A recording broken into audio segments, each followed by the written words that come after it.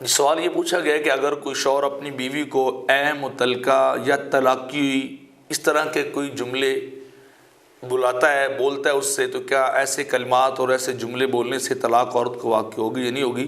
تو اس کا جواب یہ ہے کہ اگر شوہر اپنی بیگم کو اے متعلقہ یا اے طلاقی عورت اس طرح کے کلمات کہہ کے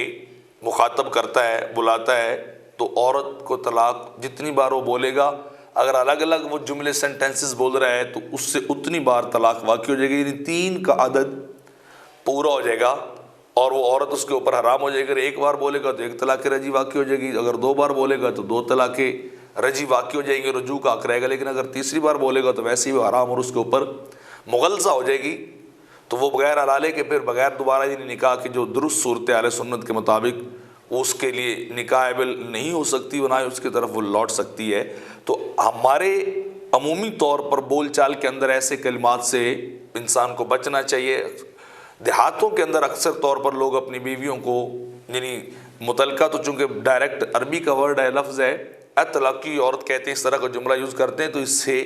عورت کو طلاق واقع ہو جاتی ہے اور ان کا نکاح اس سے ٹوٹ جاتا ہے۔ تو لہٰذا ایسے کلمات کو